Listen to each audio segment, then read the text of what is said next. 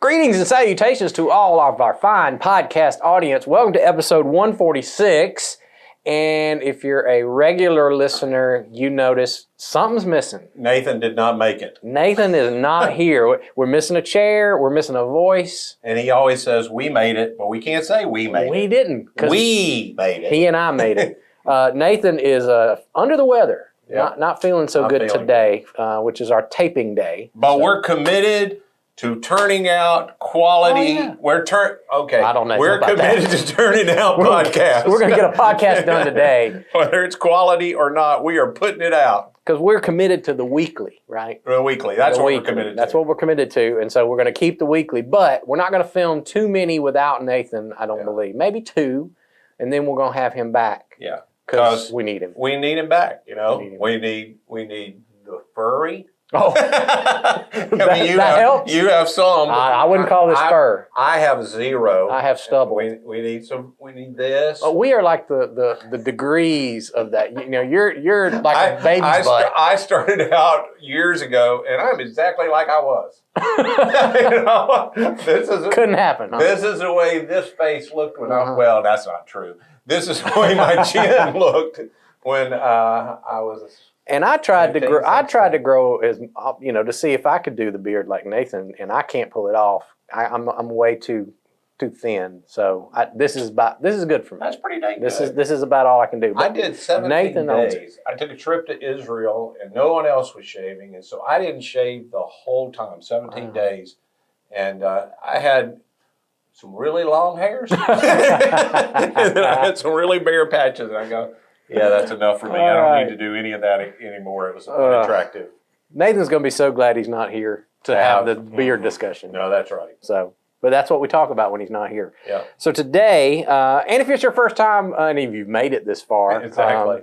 I'm Jason. This is Ed and Nathan. We are all part of the teaching team here at Community Christian. We have these discussions every week, mainly answering your questions about things about our world and the Bible and stuff like that to try and help us think and respond to our world in a Jesus-centered way. And today, we've got a watcher of our podcast. We don't know. One of the two, I don't know. One of the two. But they want us to, they have a question about the current series that we are in. So it's a Community Christian Attender. It is. They've been with us for a while, or they're watching online. We've been in this series for several weeks now on the book of Ephesians. And we're wrapping it up 1st of December. Something like that? Okay. Mm-hmm. So when this episode drops, we still got about a month to go. So this is right in the middle of it. Right. But here's their question, and I get where this question is coming from because this is something that we've mentioned several times throughout the series, several messages in the Ephesians series. And here's their question. I love the Ephesians series that you've been doing on Sundays. And we say thank you for loving it. Mm-hmm. We're glad you like it. Here's a question. Can you please help me understand what you're talking about when you say we are chosen? Everyone's chosen by God, right? But if I think about someone hearing these messages for the very first time, I'm afraid it would be confusing and maybe even insulting for them to hear this idea. I can see where they're coming from. I definitely can see where they're coming from. Particularly if that's the only thing they hear, which so often people do, and they're often... Again, it's as if Ephesians has to stand on its own and you don't know anything else, which I think is a bad... I mean, we say all the time, we take the Bible podcast thing, saying of the Bible is a unified story that leads to Jesus. And so I think there are a number of ways to think about that chosen thing. Mm-hmm. So, the original promise in the Old Testament, Israel, and there's the chosen people. There's a chosen people. I think there's definitely echoes of that in Paul's writing because he's going to talk about, in this church, there are Gentile people who were not a part of that chosen, and there's Jewish people, and a big part of what he's doing is letting them know, hey, we're all in that original promise. God has this original promise. Well, and when you think about the context, like you just said, of how he's speaking, he is speaking to the Israelite people who have identified themselves as chosen for all these years, generations even. And so now you've got the kingdom has opened wide, and now all the world is being brought in to the new covenant relationship that God established through Jesus.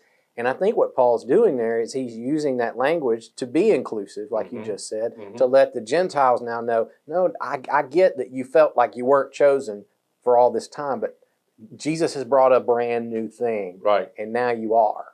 Yeah, and it again, when you talk about, I could see people being insulted that, you have to understand, I think that the Gentiles probably were insulted by if you were, so you have this one little group of people and they keep saying they're the chosen of God. Everybody else who had their own ideas about God, they were openly insulted and hated this little group of people. And it turned out the Israelites were right. But the Israelites got it wrong in that they felt like chosen was something to be held on to, and they didn't realize they were chosen for a purpose, which was to open the way for everybody else. And at that point, if people would have gotten the whole story, maybe it wouldn't have been as insulting. So the misinterpretation of that idea of being chosen came through them misunderstanding what they were chosen for. Because I was thinking as you were talking, even in the Old Testament times, the Jewish people had a way for you to come in. Oh, yeah. To become a covenant person. I mean, a lot of people don't know this, but you could still become a part of the Jewish nation, but you had to go through some stuff. You had to do some things. You didn't get it by birth. You had some rituals you had to go through, and for the fellas, it was a little surgery. Yeah, that's right. So that was tough, and so even then, in that. What they would probably have seen as an accommodation. We are for the world, but at the same time, not really. Not really. You still are different. But I think the point of what Paul is doing here is he's saying, look, by means of what Jesus has done, none of that's, because he even goes that far at some point, doesn't do it in Ephesians, but certainly you read Galatians, and he goes, man, that circumcision thing don't mean nothing. Right, that's right. There is no good, there is nothing in that anymore. And in fact, he calls the Jewish people out and says, you were circumcised on your bodies, but not in your heart. Not in your heart. That was something else. And so he just sort of wipes all that clean, and that's where he says, there is no Jew, there is no Greek, and he goes through and he kind of levels the playing field in that. And I think there's a tendency in all of us on both sides of that. So if I'm on the inside group, whatever that group is, there's a tendency to forget that. So Israel's not chosen because they're better than the other countries. They're not chosen for any other reason. I think I said this in a message. Yeah. God's not choosing people because they are good. Yep. It's because God is good. Yeah. And God's making a way for everybody, like the person said, to be a part of the chosen. And it's not like it's difficult. It's not like you can all be a part of God's chosen, but it is a particular way. There is a way to do it, and there was in the Old Testament. When you're on that inside part, there is a part to forget everything other than God chose me, and to elevate yourself a little bit. You watch this happen with Christians. I'm a follower of Jesus, and there's a tendency to get a little better than attitude. Oh, definitely. And to lose your humility about I was not the initiator of this, nor was I the one that did the major work in any of this. God did the choosing, and I'm blessed to be a part of it. Now I have a responsibility. On the outside, when you're not a part of the chosen, there is a tendency for all of us to get up in our feelings. And to feel like, well, why choose them? Well, the why is because God's just choosing. He's choosing. He's making a way, and he was always going to have to make a way. Yeah. There was going to be a way. And so we have to, on both sides, humility is required to be a part of the chosen, but to do the job of the chosen correctly, I should say. You bring up a good point that I just hadn't thought of until we got into this discussion, is what that looks like, because I think the person who asked the question brings up a good point of how often when we do get away from that humility and that understanding of, I didn't do this, I was brought in, I was loved by God first, he loved me first before I ever loved him. Right. And I get that backwards. It does become sort of a prideful thing that then communicates to the outside world, there is something inherently better about me. Mhm. And I think that's what we're seeing in our culture a lot these days. I see a lot of Christians who have this idea that, you know, the goal of being one of the chosen of God is to then impose everything that I am and all that I believe on everybody else, Right. whether they like it or not. And, you know, and so because I have a one up on you, and, Right. and you need to, you know, it is a very, I think, upside down way of the way Jesus influenced us Right. to interact with the world and to interact with people. Certainly not the way he did. Well, and it's almost, and you know, really, I didn't think of this much until you were just talking about it. Mhm. When we go about imposing, so I'm a part of this group, and I'm going to impose what I know to be what God wants on people who have not yet decided they want to be a part of this. Mhm. I'm imposing. It's almost like we're saying to people, here's how you get in by doing these things, and I'm going to mandate that you have to do these things because you not doing them is somehow keeping God from blessing all of us, And that's and so it's wrong. willfully for forgetting I got blessed because of nothing. Before I ever did anything. I didn't do anything. Yeah. And you could get blessed the same way. I'm to hold the standard because I'm on the inside. You know, the illustration I think you and I both have used before is my HOA rules only apply to my neighborhood. Yep. And for me to drive over to your neighborhood and say, hey, you know, we only can have Bermuda grass. Mhm. And your Yeah. grass is offensive to me. Yeah. Well, I'm in your neighborhood, man. You ain't agreed to my rules. No. It's like I think it was, I heard it from Andy Stanley. He used the illustration like you just did of, he said, you know, we all have family rules. Right. He said, I have a bedtime for my kids, and I have rules that my kids are going to follow and everything. He said, one thing I've never done is I have never set a bedtime for your kids because you're not in my family. And the great part of that, I love that illustration, and the one you just mentioned is as well, is, you know, my kids that follow my rules in my house, they are not my kids because they follow my rules. That's right. They didn't gain that status by virtue of following my rules. They became a part of my family first, and then as a outpouring of here's what we do as a family. Right. They now, because of the love given and shown and received from my kids, now we have this set of a way of life because this is what we do. That's right. Same thing with the way we interact with people who have not chosen to be a part of the family of God. They, for whatever reason, have said, you know, not for me. Well, who am I to then go and impose my way of life on them? Right. Until they decide, you know what, I received the love of God. That's and right. now I've been grafted in, and so now somebody then shows me the way. Yeah. It really is then becomes the way. I've been at this longer than you. I'm so thankful to have you a part of the family now. Mm-hmm. Let me show you the way. And it's not, this didn't get you into the family. You are in the family. Mm-hmm. Let me show you the way. Yeah. And so I do think and you're right, this is our culture. Everybody's breaking up in these little tribes and wanting to impose their tribe on the other tribe. And Christians have been doing that for a long time. And on both sides of that, people get in their feelings. Yeah. Yeah, they, you know. Well, and I don't want to say I certainly don't want to say I agree with that way, but I understand where it comes from. Oh yeah. Because when you live a certain way and you follow a certain code or whatever you want to call it, and you've become convinced it is the best way to live, which we say this on Sundays in our services. We say believe we have found the most satisfying, fulfilling way to live, and it is the way of Jesus. So we believe that wholeheartedly. And I think sometimes people take that another step forward and go, well, if that's the best way to live, then we ought to make the world live that way. Right. And I can see where their motivation might be for that. But then what we have to then do is go back and go, well, is that the way Jesus did it? That's right.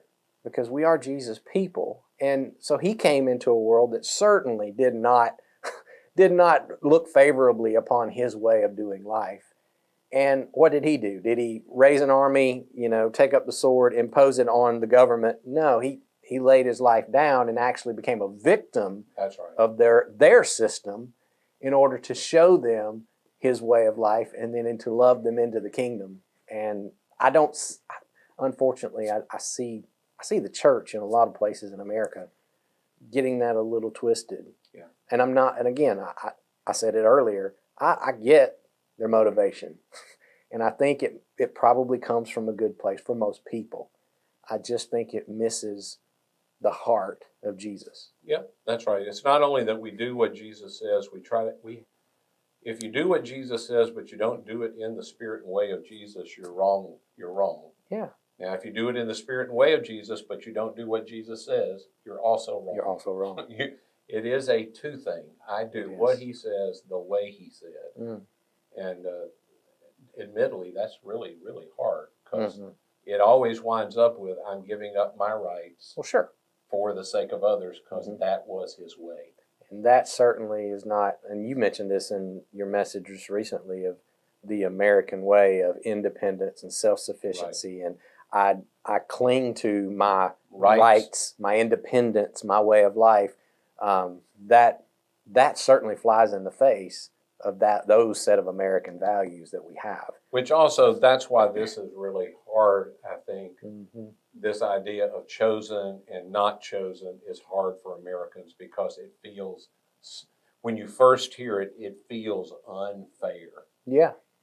Well, and so then our opening is, well, isn't everybody chosen? Well, yes, we've said this before, and I'm not sure I'd have said this 15 years ago, but I do believe it's the truth now that when Jesus died on the cross, he really did die for the sins of all people. Yes. And so God no longer deals with people according to their sins. It's much like I try to explain to people the difference between forgiveness between me and if Jason and I got wrong with each other, which thankfully we're not. We've been in a relationship a long time and we're clean with each other. Yep. But if we got wrong, I could forgive Jason of what he did without him ever asking me for it, repenting of what he had done.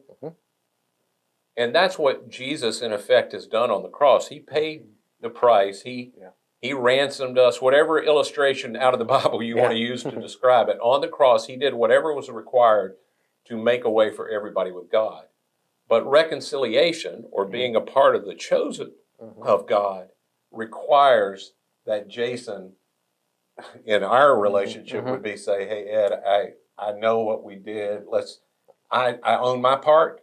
I want to be right.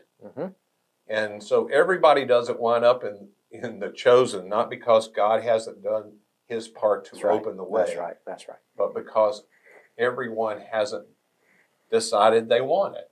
Everything that stands between you and God has been accomplished. Yes. The reconciliation is now offered. Yep. And which is why Paul says that's our ministry. Our job is to be the ministers of reconciliation. That's right. And say, be reconciled to God now because forgiveness is offered. It's yours. It's been done. Now you can be reconciled to God. Yeah, to me, it's such a better, once I finally understood it, it really does become good news. I used to go out and say to people, hey, here's the good news. You're a horrible person. Yeah. And Jesus decided he would love you anyway. If you, and now the message really is God did everything. It had God, because he's so good, made a way for every person. And what he says to you is, hey, be reconciled. Yeah. And what you need to do is just agree with with that God. God's done everything he can, and take the steps, put your faith in him, trust him, become a part of his family through baptism, follow along with the community, do that, walk in his way. And you're in the chosen. That's what it looks like. But that requires a great deal of humility. It does. Which a lot of us are not. Yeah. And still hold on to letting go quite often. The pride that keeps us from doing that. So, in all kinds of ways. Once we're inside, everything that holds us back from being what God wants us to be, and for me, I should just say, inevitably comes down to it strikes something at my pride. Yeah. So for whoever asked this question, I hope that helps to take maybe, it sounded like maybe you were hearing a little edge in what we were saying in the series. Or somebody you know Or somebody. might hear, That's right. feel a little edge. And so I hope that maybe takes off a little bit. If you need more explanation or if that didn't do it, let us know. Write us back. We'll do a good job of hopefully clarifying it for you if we can. In fact, I will say in about a couple of weeks, we have somebody who asked some follow-up questions from a previous episode. Okay. They need us to clarify some stuff. So we're going to do that. I'm going to wait till Nathan comes back for us to do that. Yeah, because it might have to do with the patient ferment of the ancient church. And that's for our longtime listeners. Right he's there. the only one that's read that book. Yes. We did have an absence of scholarly work in our discussion today, which is Nathan's absence. Yes. So anyway, next week we have a question on tap that Ed and I are going to go ahead and answer before we have Nathan return. Somebody wants to know about how the whole thing with the rapture works. Yeah. So I've had that question quite a bit. Oh, yeah. So we're going to get into that next All week. right. So y'all come back. We will deal with that question. So until then, Nathan, get well. Yep. And We missed you. That's right. Y'all have a great week. Bye.